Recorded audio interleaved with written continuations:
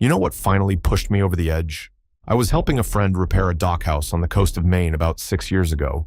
Beautiful spot. Salt air, fog rolling in every morning, the whole picture. I brought my best chisels, my favorite hand plane, a set of card scrapers I had been using for 15 years.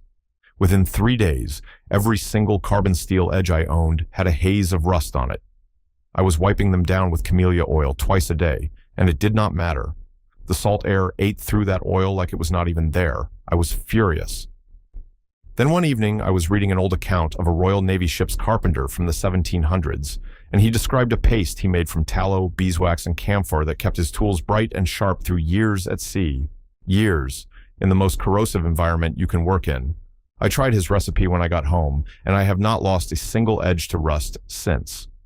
Today, I am going to walk you through exactly what these ship's carpenters used, why it works so much better than anything you will find on a store shelf, and how to make it yourself for almost nothing. Plus, stick around to the end because I will show you how to adapt this same paste to protect your wooden tool handles and plane bodies from moisture damage. Let us get into it. What we are really talking about today is a tool preservation system that was perfected by working tradesmen in the harshest conditions imaginable.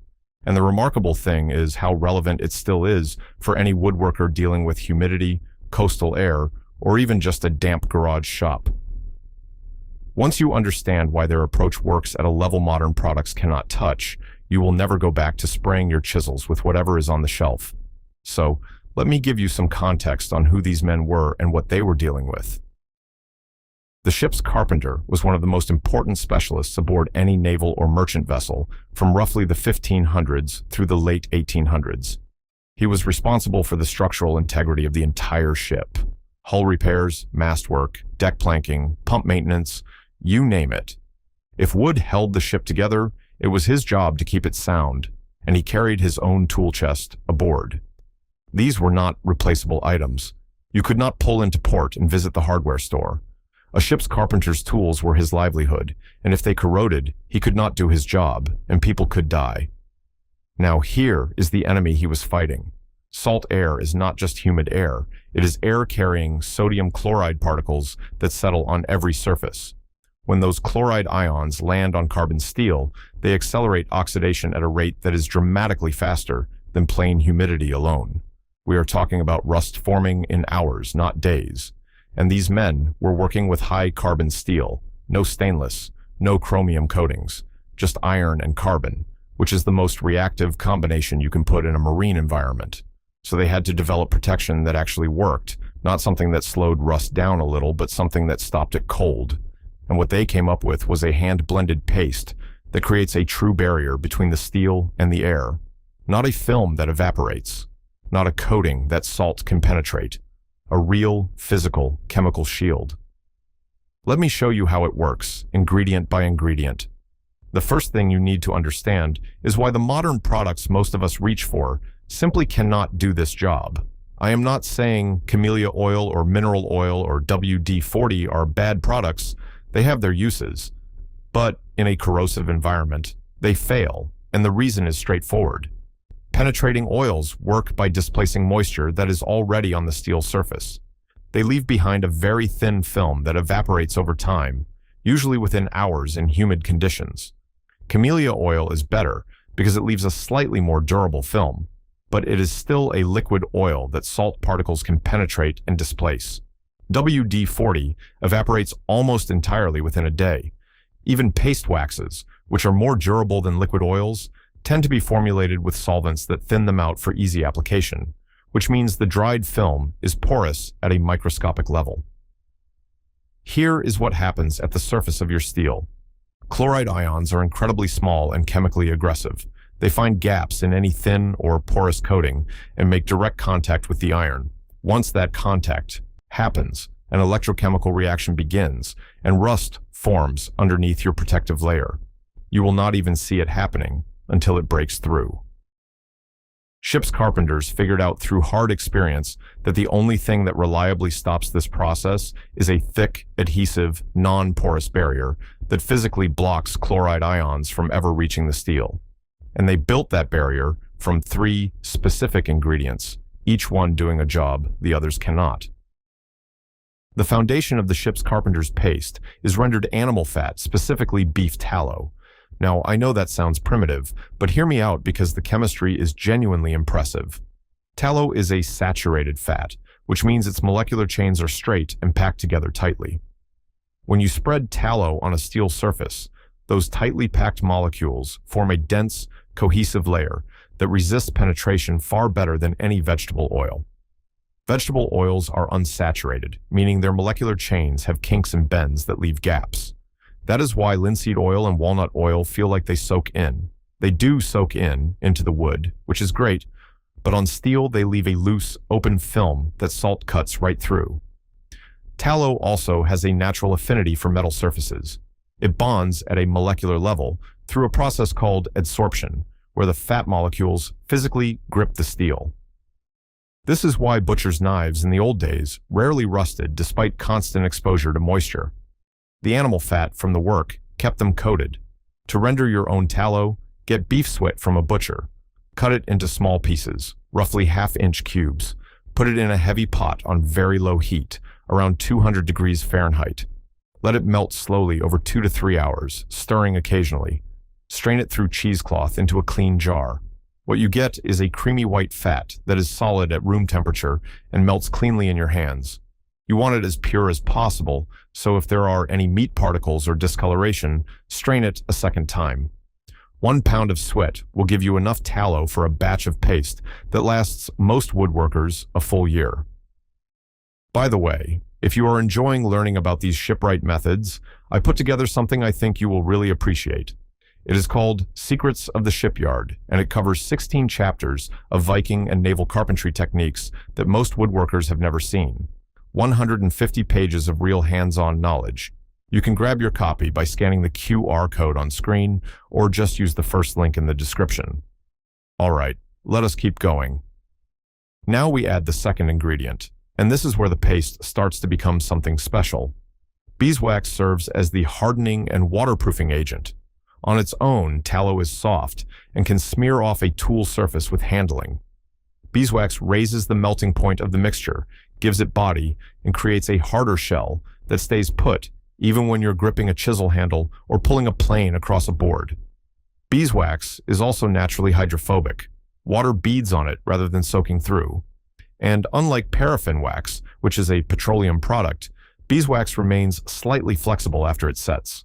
That matters because a rigid coating will crack with temperature changes or with the microflex that happens when you use a tool. A beeswax-based coating moves with the steel and maintains its seal. The ratio I use, and the one closest to the historical references I've found, is 3 parts tallow to 1 part beeswax by weight. So if you are using 6 ounces of tallow, you add 2 ounces of beeswax. To blend them, melt the tallow first in a double boiler, or a small pot inside a larger pot of simmering water. Once the tallow is fully liquid, add the beeswax in small shaved pieces and stir until it dissolves completely. You want the mixture smooth and uniform before you move to the next step. At this stage, it will look like a slightly golden liquid with the viscosity of warm honey. Now, for the ingredient that makes this paste truly extraordinary, and the one that most people have never heard of in a tool care context: camphor. In the old naval records, camphor shows up again and again in the ship's carpenter's supplies, and for good reason. Camphor is a waxy, crystalline substance derived from the wood of the camphor laurel tree, which was native to East Asia and was a major trade commodity for centuries. It has 2 properties that make it almost miraculous for tool protection. First, camphor is a powerful antioxidant. It actively inhibits the chemical reaction that produces iron oxide. It does not just block air from reaching the steel. It interferes with the oxidation process itself at a chemical level. Second, and this is the part that amazed me, camphor sublimates. That means it slowly transitions from a solid directly into a vapor without passing through a liquid phase. When camphor is blended into your tallow and beeswax paste and applied to a tool, it continuously releases a thin vapor around the steel surface. That vapor creates an invisible secondary barrier that repels moisture even in the gaps and edges where the physical paste layer is thinnest. It is essentially a self-renewing shield. Historically, ship's carpenters obtained camphor through the spice trade.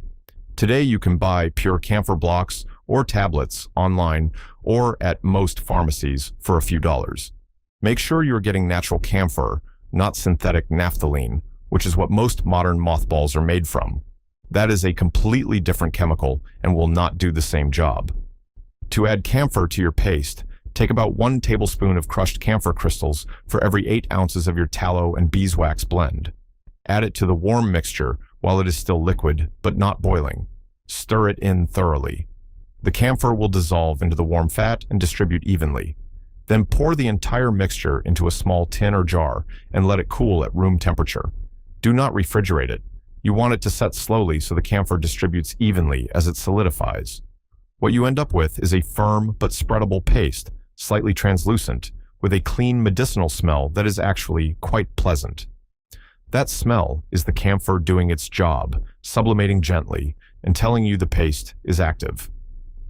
To apply it, here is the method I learned from those old accounts, and it makes a real difference. Warm your tools slightly before application.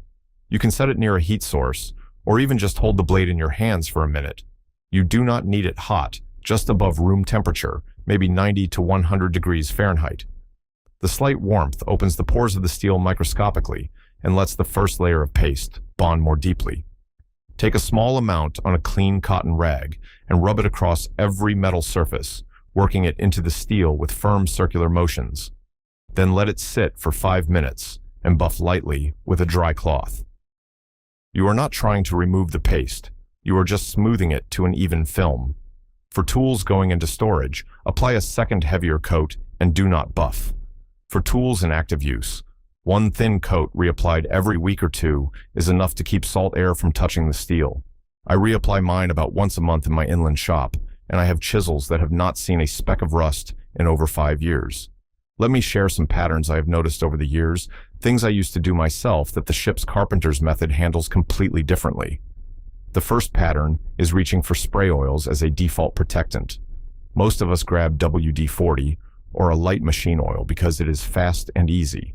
But those products evaporate within hours and leave virtually no lasting barrier. The ship's carpenter's paste stays active for weeks because the tallow and wax do not evaporate, and the camphor renews the vapor shield continuously. The second pattern is wiping tools down with a rag soaked in mineral spirits after a work session. I did this for years, thinking I was cleaning and protecting at the same time. In reality, mineral spirits strip away any existing protective film and leave the steel completely bare once they evaporate. You are actually making your tools more vulnerable, not less. The third pattern is storing tools in closed cases or drawers without ventilation.